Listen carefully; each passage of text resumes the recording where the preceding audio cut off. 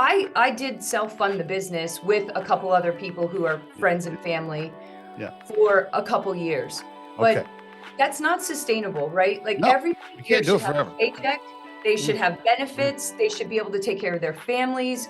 It's also another reason why our turnover rate is so low. When you talk about the Andes, those folks do not have access to jobs like I give them. Full benefits, bonuses, every other Friday off. I have a full-time employed therapist just for the Andes. Oh, and so, wow. Yeah. So I believe in a good work environment. The only reason that we grew 160% last year and 250 the year before. And so when you grow like that, you have to spend ahead. That's why we're not, cash flow positive by design. Understood. But you've had enough money in the bank to survive, obviously, and you're paying yourself. Great point. I want to pause right there about, this whole, I don't know, attractive is not the right word. What's the word I'm looking for? This whole thing where entrepreneurs don't pay themselves, and that's a sign of how awesome you are, how much you care about the business. 12 or 24 months because you had some savings built up, or maybe you have a spouse or a partner that works to help bring money in.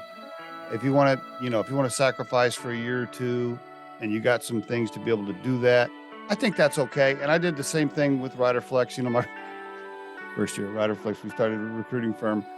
I think I paid myself like 30 grand. I still remember my wife was like, yeah, I know you're having fun building this and everything, but is this like, how much longer are we going to do this? Exactly. What was going to be my point? Oh, my point was, yes, you can't do that forever. It's not sustainable because you won't feel good about yourself. Your partner or your spouse will start to get irritated. I mean, you got to eventually pay yourself. And if you can't, my advice would be for any entrepreneur listening, if you're not paying yourself after 24 months, you might need to reevaluate what you're doing. Plus, Steve, I mean, here's the thing too, and the mentality is shifting, but you said it yourself. First year I started my company, you had a wife, you probably had kids. If we believe that all entrepreneurs shouldn't get paid until the payday comes in, then we're limiting who can actually be an entrepreneur. Bingo. When I started my first company, my kid was 1 year old. I had a mortgage. It wasn't an option not to collect a paycheck.